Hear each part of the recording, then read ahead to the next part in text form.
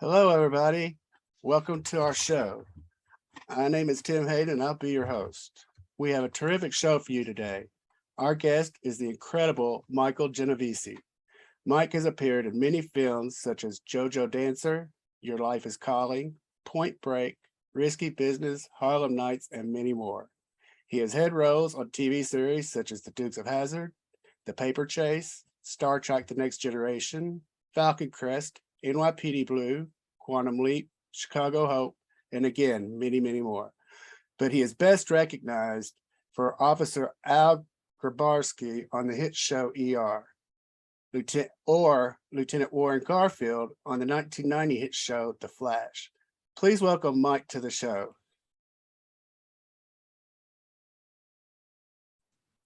Welcome. How are you doing, Mike? Okay. How you doing? I am doing well, doing well.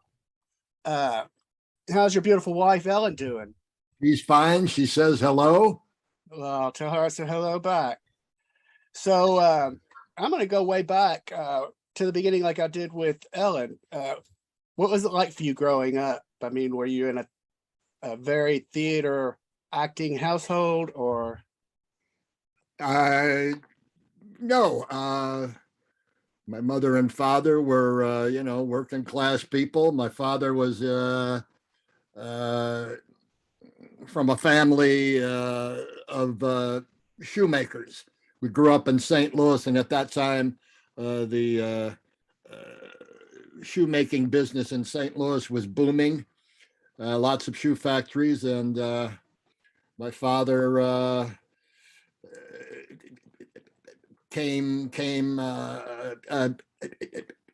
he worked at various factories. In those days, the factories specialized in different, kinds of shoes, mostly women, but different styles.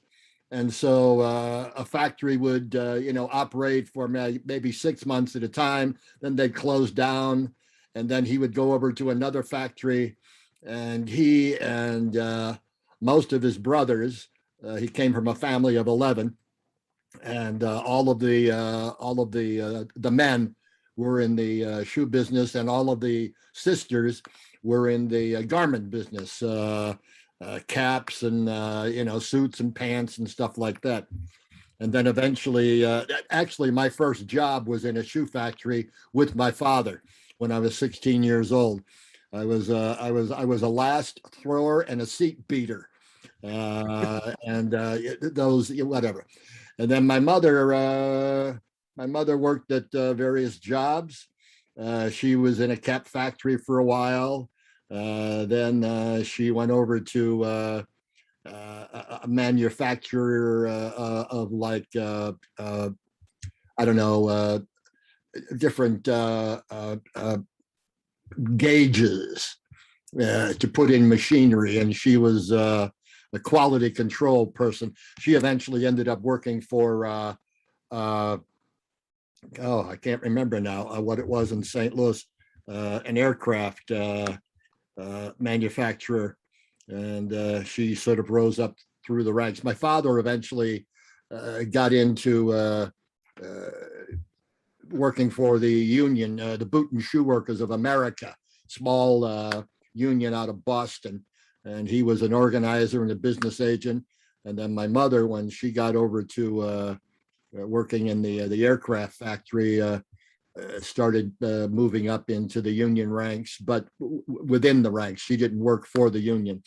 And but we grew up in a neighborhood, Polish and Italian, in St. Louis. And then when I graduated from grade school, St. Laborious, by the way, and the pastor was Father Aloysius Ripper. And we moved over to across the river into Illinois in Granite City. And my mother and father bought a house in 1956, something like that. For $11,000, a tract home, and my sister and I went to high school, and she finished grade school in Granite City. But my mother early on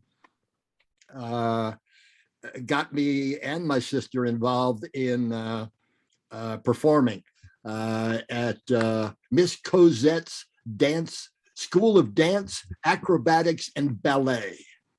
And it was next to a rag factory. And Miss Cosette was very sort of gypsy-ish, you know. And we would go and take classes, and then a couple of times a year, usually either at St. Michael's Parish Hall or on the USS Admiral, which was a riverboat that went up and down the Mississippi River out of St. Louis. And they would make like, day trips and then night trips. And so like once a year, we would, Miss Cosette and her team would go on to the USS Admiral, and we would, perform our little dance concert. And, but then that sort of continued once I got into high school. And I was involved in athletics, but I was also involved in speech and drama. So I was competing in like, competitions between high schools, and also involved in some school plays. And then later on, when I got into college, I was going to be, I was going to look to be a coach for something. And so I got in, I was a phys ed major, but when I was a freshman and signing up for being a phys ed major, the line was really long. And I went, oh, there's a shorter line. So I went over to that line and became a social science major. And that lasted for a couple of years. And I played, freshman football. And then sophomore, late summer practice, I got a head injury, and I decided that I didn't need to be, doing something where I was getting hurt all the time. So I bailed out of that, and as a sophomore, auditioned for the homecoming play and got that. And so that continued through the rest of my undergraduate experience. And then I eventually changed from social science major to a speech and drama major with an English minor. And then I got into grad school at St. Louis University and got a degree in Master of Arts in Teaching. And I was involved at that school. I was involved in, all of their productions. As a technician, as an actor. And then I graduated and I started teaching and coaching. And that lasted for about, 1, 2, 3, 4, 5, about 5 years. And then eventually, well, no, more than that, I guess. Wait, 1, 2, 3, 4, probably about 4 or 5 years. Yeah. And then I was missing performing.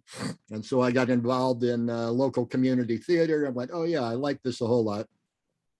And so I eventually left the job I was working in, a K through 12 lab school at Western Illinois University. And finally got a job at Webster College in St. Louis. And they had a theater conservatory and they had a professional acting company. And I became a teacher and I got to be a member of the company. I stayed there for 4 years. And then I went on to DC for a year or two, then to Chicago, stayed there for 7 years. And eventually in 1982, 83, came out to Los Angeles and that's it. What was it like teaching? I mean, did you enjoy teaching drama? Yeah, it was fun. It was fun. My first year I was teaching English at a college in Jefferson City, Missouri. I was teaching English and speech. And I was also the a director at that school for the plays that they were doing. And then after that job, I got into this K through 12 situation, and I would coach speech and drama during the year and also direct plays. And then in the summertime, that was for the high school. And then in the summertime, I would do like, children's theater. And I had a good time. I think that a lot of the students that I worked with in those two situations, a lot of them got to show their stuff in a way that possibly they normally wouldn't be able to.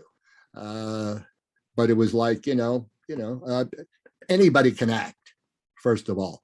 I mean, if you want to be a professional actor, then you have to have training, whatever. But, I mean, it's like, somebody wants to play the piano, they pick up a book and they learn how to play the piano. If somebody wants to act, they get involved in their community theater and they do their stuff. And but no, I had a good time teaching. It was fun. I had smart students, and it was a situation where not only did people act, but they were also involved in the technical side as well. So if you weren't particularly interested in performing, you could pick up a hammer and you build a set. And so it was a situation where as I recall, I gave students a lot of freedom to sort of take the reins and run with it. It's like, okay, here's what we want to do. Here's a hammer, here's a saw, go make it. And they would make it. And, they were smart, and they figured out how to do it. Right. So what was your first on camera job do? It was a film. I lived in Washington, D.C. for a couple of years. And my first film role was in a movie originally titled Gravy Train with Stacy Keach, Margot Kidder.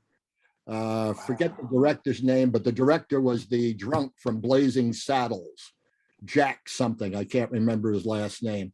And I was hired as a stand-in and double for Stacy Keach. And I got that through some friends I knew at the Arena stage.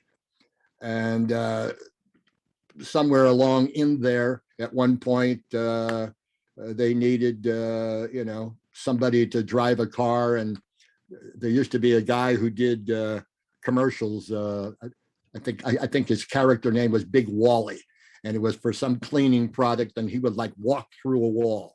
Well, he was in the film, and they needed somebody to confront him while he and his gang were robbing an armored car in the park in DC. Can't remember the name of the park, but so the director said, do this. I went, oh, okay, fine. And so I jumped in the car and drove around and got up to this guy, and he said, no, you can't come here. And I started giving him all kinds of crap, and he didn't know what was going on. And he was like, oh, okay, all right, whatever. But yeah, that was my first one. And then later on, when I got to Chicago, Old Mayor Daley in Chicago didn't want film and television production in Chicago because he thought it would only give Chicago a worse name as crime and corruption. But when Old Mayor Daley died, what happened was the lid on the casket closed and the door to film and television opened. And so my first job, sort of real theater job, was actually in television, a short-lived series that Robert Conrad did called The Duke. And I did a couple of episodes of that. And then from there, things started picking up. And that was in 79, I think. And then the agent that I was with in Chicago, her clients were scoring a lot of the roles that were being cast in Chicago. And at one point she said, since we're doing so well here, why don't we go out to California and see what we can do out there? So one morning in 1982, January, a dozen of us got on a plane and flew to Los Angeles, and did a little stakeout for 6 weeks. I picked up a job. And that particular morning when we left Chicago, it was something like, 47 below with the wind chill factor or something like that. And I had called a cab to drive me to the airport, had all my luggage ready to go. I was going to, and promptly at whatever it was, 6:30, the cab company called up and said, we're all froze up. We can't come and get you. So I had to walk uphill with all of this luggage, like 1, 2, 3, about 3 or 4 blocks up to a commuter train station where a bus would take me out to the airport. And so, walking with my luggage, and the sidewalks are all iced up, and I've got by now icicles hanging off my eyebrows and my mustache because I'm sweating. I've got and I had a great Borsalino fedora that I had in those days, and it sort of was, so I stuffed it in my coat, so it wouldn't get blown away, and got to the bus at the train station, and the bus driver is going, come on, I got a schedule, we got to hurry up. And I thought, okay, fine, here's my luggage, and I'm going to get on this bus, I'm going to look sharp. I got out my Borsalino, put it on, and the wind whipped that hat off and sent down the railroad tracks on the way to Chicago, because we were living up north in Highland Park at that time. Got on the bus, got to the airport, and I remember the dozen of us, it wasn't a very full flight, and we had lots of room to sleep. And we landed in Long Beach, at the airport in Long Beach. And I remember when we landed, it took us about, I don't know, maybe 15, 20 minutes, half hour to start taking off layers of clothes coming from that cold in Chicago and going, wow, palm trees, sunshine, wow. And then we drove around, there were houses sitting on poles, and it was like, whoa, what happens when they have ice out here? Which is like the first thing you think about when you come from back east. It's like, look at all those hills. How do they deal with ice in the wintertime? Oh, there's no ice. Right. I'm in the ice zone too. I understand about that. Where are you? I'm in Owensboro, Kentucky. Oh, okay. About an hour and a half from Louisville, west of Louisville. Yeah. Got married in Henderson, Kentucky, my first marriage. Really? That's only 30 minutes from here. Yep. Well, I was there at the courthouse. Small world. So was Falcon Crest one of your big main start jobs? Which one? Falcon Crest, or were you not on that? Oh, no, I was on that. Yeah, no, I did. No, I was out here. I don't know when it went, what year that was, but it was, I did like 9 episodes. I was, can't remember the actor's name. He's from West Virginia. He was a football star in college, and I was his like henchman.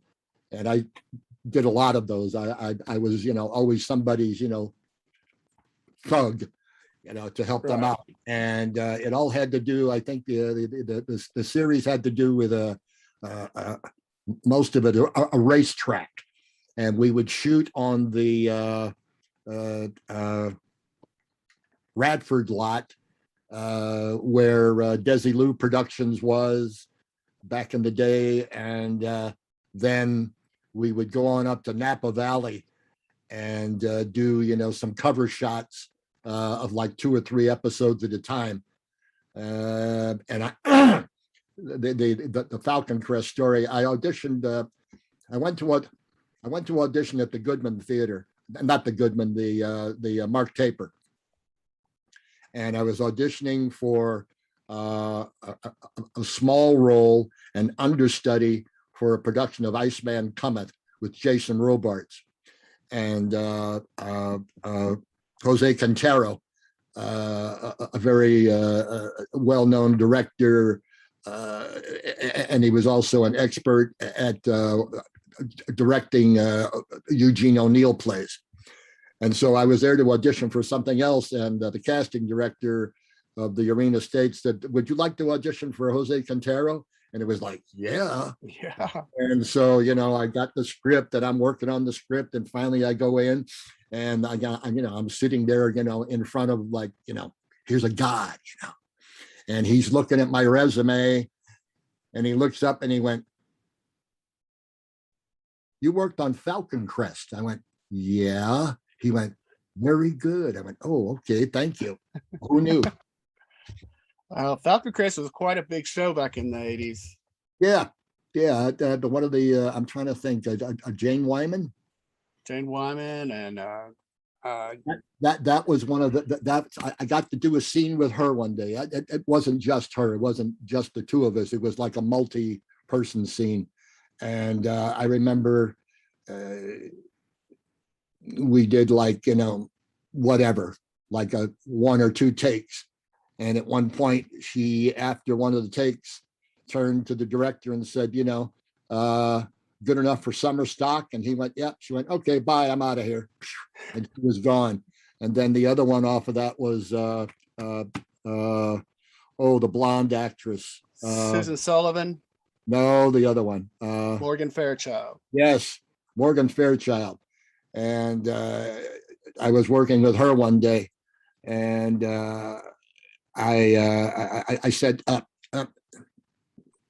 have a question for you. My sister wants to know. And before I could finish the sentence, she went, "It's real." Went, oh, okay. It had to do what you just did with it had to do with the nose.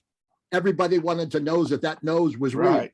And she went, and like before I got it out, she went, "It's real." It was like, oh, okay. She must got that question a lot, but she's beautiful. She's still beautiful lady. Yeah. And it had Lorenzo Lamas in it. There were several others. Then you moved on in the 90s. You got a pretty big role in The Flash. Yeah. It was the original Flash on television with John Wesley Shipp. Yes. And that turned into, I think, what they did 21 episodes or something. I think I did like 18. And it was of them. Yeah, it was fun. I got to work with, there was another Chicago actor on there, Vito D'Ambrosio. And it was fun. It was fun to actually be in a situation where you could, like, week after week after week, come in and be the same guy and investigate, like, all of these sides of, a character. And my son reminded me the other night, because he was showing me something, and it was one of those, it's about that big, and all of a sudden you press a button and boom, it's a cane. Yes. And, you remember that from when you did Flash? It was like, no, I don't remember that episode. I remember years later going to some sort of an event at the Academy of Television Arts and Science, and Bryan Cranston was there, and he was just hitting Better Call Saul, and I went up and I said, congratulations, and he went, well, we actually worked together. I went, we did? He went, yeah, on Flash. It was like, oh, wow, There are a lot of big actors on The Flash. Well, I don't know that they were at the time, but they are now. Yeah. John Wesley Shipp, I mean, he's on The Flash now, has been for quite a while. And Vito D'Ambrosio, I think, is, I don't know, because I haven't watched it, but for a while, Vito, I think, was he was like one of the cops in the original one, but in the new series, I think he ended up playing the mayor of the town, of the city, whatever. Central City. Yeah. What was it like working with all of them? I mean, because back then they had great special effects for the time. The writing was just, sort of very imaginative and very sort of original. I mean, they had some good people writing. Besides Danny and Paul, you had again, I can't remember the names, but these guys from the comic book world, and so you had some fun writing, good stories. And then you also had some really good actors that they were hiring to come in, and play, the bad guys. And it was at the time, I think, the most expensive series that was on. And the problem eventually was that the network wouldn't let it sit so that the audience could grow. They kept bouncing it from night to night. Yes. And so the audience could never really sort of find it. But no, the actors they hired were just, primo, and the set design, the overall scenic, concept was just, it was so colorful and so sort of alive. It was always interesting to watch John Wesley's ship, because they hadn't perfected the sort of internal cooling system when you had to wear one of those costumes. And right. So John was always, sort of like having to deal with that. And it was actually the first time that I saw something called a slant board. And because of the costume that John had to wear, he couldn't sit down. So he always had to be on his feet while he had the costume on. Oh. So back in the day when they were doing the big costume shows, and they had all of the women in these wonderful gowns. And again, they couldn't sit down. And so they invented a slant board, which was basically, it had a footrest at the bottom, and then it slanted up, the length of the body with like maybe a little headrest. And that's how you sort of got off your feet and, took a breather for a while. So they brought one of those out from the prop room or the costume shop. And I forget who the actress was, but it was somebody like, Greta Garbo or somebody. And it was the one that she used, once upon a time back in the day. Oh, that's cool. Yeah. Well, you always end up playing a cop or a tough guy, don't you? Generally. Generally. Yeah, generally. That was my sort of stock and trade, through most of my career. Later in the career, I started doing the occasional father. But that was it. I was for a while, I was the sort of bad boy, kind of guy character. An episode of Knight Rider. I was playing, one of my bad boy roles, and Hasselhoff and I at one point were involved in a, sort of struggle. Yeah. And I ended up, because I had been like smoking cigarettes and drinking coffee all day, my muscles, sort of were like, not working as they should up to peak performance. And as we were working, doing the tussle, we moved across the room through a set of sliding doors out onto a balcony. And as we moved, my foot caught on the lip of the sliding door and I tore my meniscus. Oh.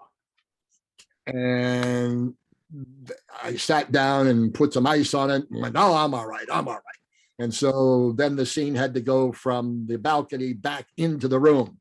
And as we did that, I tore the other meniscus. Oh no. Yeah. That was one of my injuries. There haven't been many. I know there's one actor, he's not around anymore, but he had a penchant for not speaking up when it looked like something was possibly dangerous.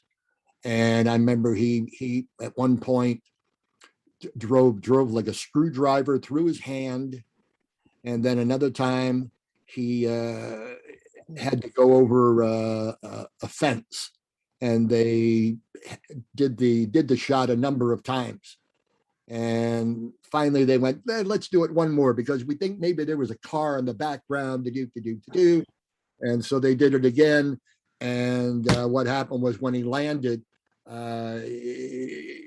he drove his bone, through the heel of it. So he was out of that. Yeah. So yeah, but yeah, it's one of those things where when you're working, you have to sort of speak up for yourself. There was a scene in a Code of Silence where my gang of bad guys shoots a bunch of drug dealers, and then we put like a painting extension units from our building over to their building, and we have to walk across and collect all of the money and the drug get out of there. And it's like they put this up, and it was like I'm looking at that going, we're 3 stories up, and I've got this like thing to walk on, and I ain't doing it until somebody shows me that it's And one of the stunt guys got out there and jumped up and down and went, okay, it's safe. I went, okay, now we can do it. So, you have to protect.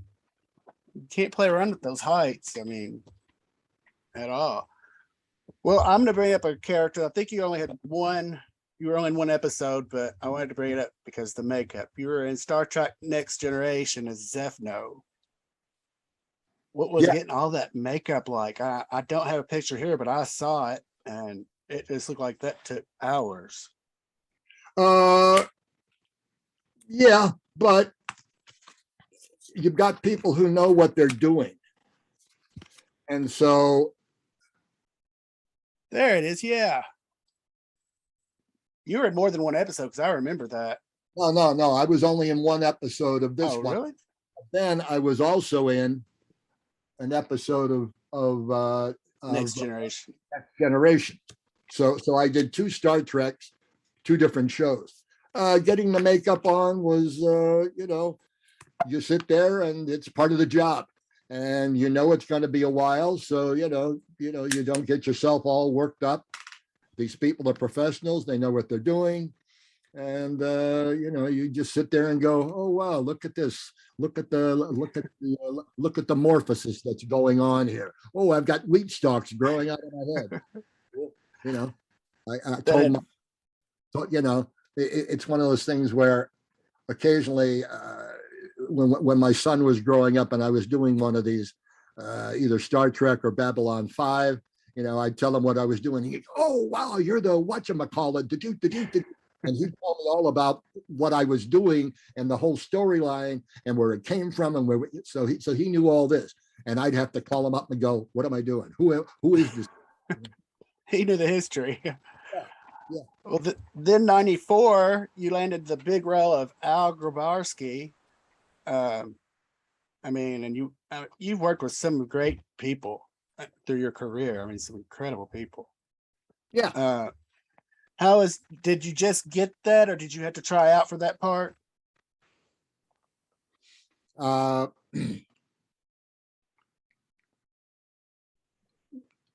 Originally,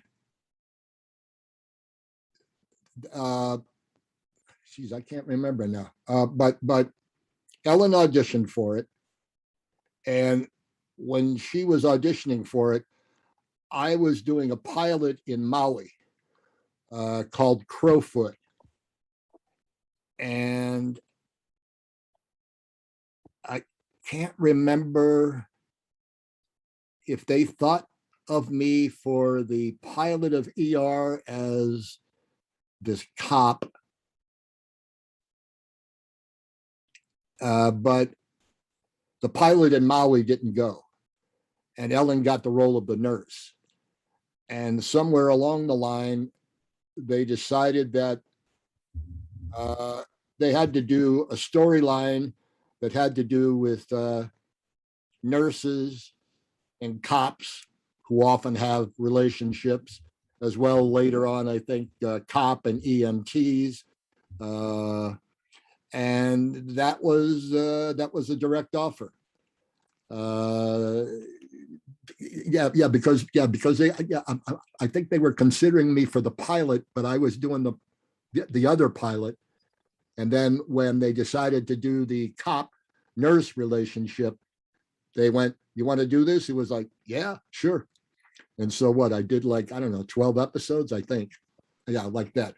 and yeah, and that was fun, being around those people, and being around that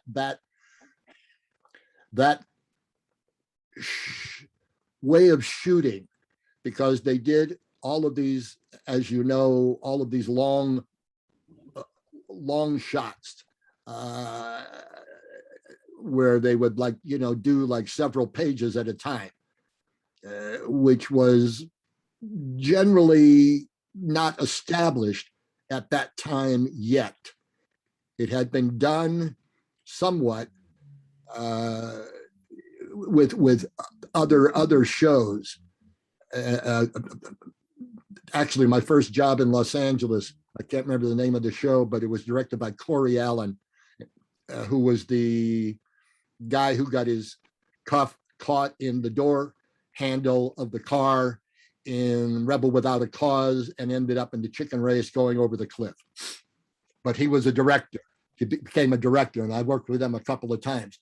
And he was one of the first ones to do those long oneers in television. But in those days, it was a lot more difficult because you were dealing with, the old, big camera, and you had to have dolly tracks and all of this stuff. And then by the time they got the ER and started shooting that, you had the handheld, can't remember the name of it. The one where you sling it over your shoulder and, they by that time they had pretty much been on the track to do those. So that part of it, being a part of one of those long shots, was always very interesting, because it was like, you got this beginning, you got this long middle, and you better not screw up the last line, because then they got to do it all over again. But yeah, getting to work with those people, and then some of the other actors that I got to work with as guest stars.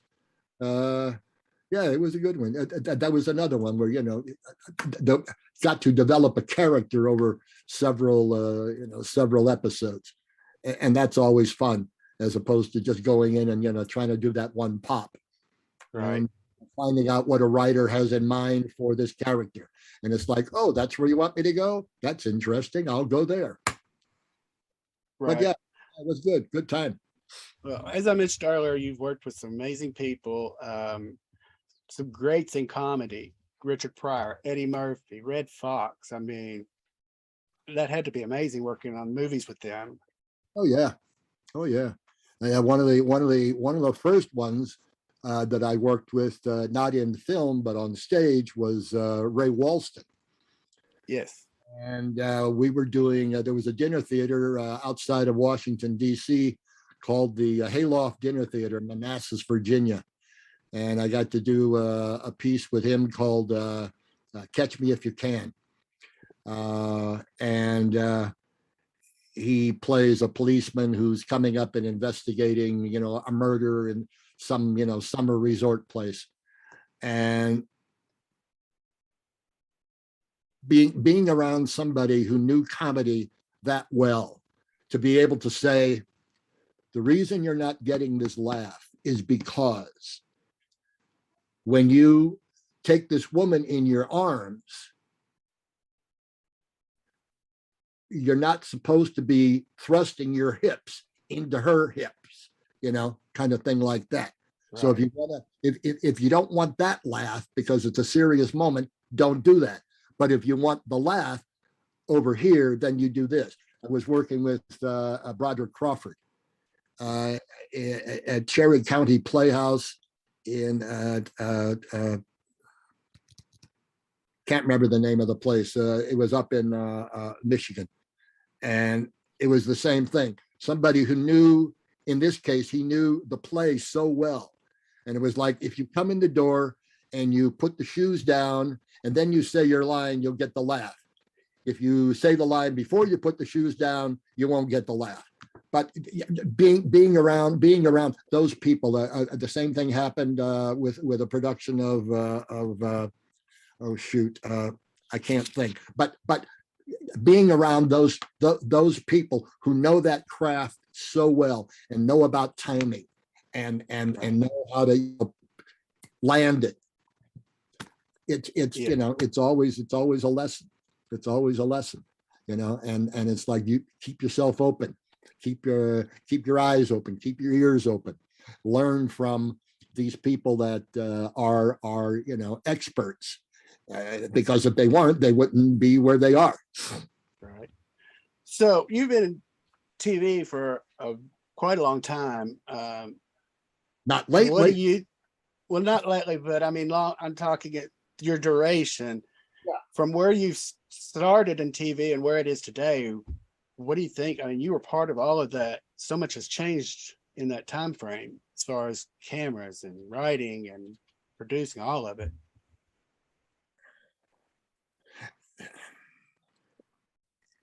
Do you think it's gotten better or easier? Well, I watch. It's changed. The storylines, for the most part, have become more intricate. I think the subject matter that they that is dealt with today is a lot more diverse. I know that when I watch a lot of old TV, which I do, it's easy to fall asleep to. But I can wake up at 2:30 in the morning, and if something's on, I can pretty much tell you within a couple of years, probably, when that episode was shot, because of the way it's lit, because of back in the day, for instance, they did a lot more makeup on you. And you would get there and they'd do all of the stuff, and these days they don't do that as much. The lighting is different. They're much more. It used to be every scene was like lit, and now you have much more sort of creative and sculpted lighting, and the same with sets.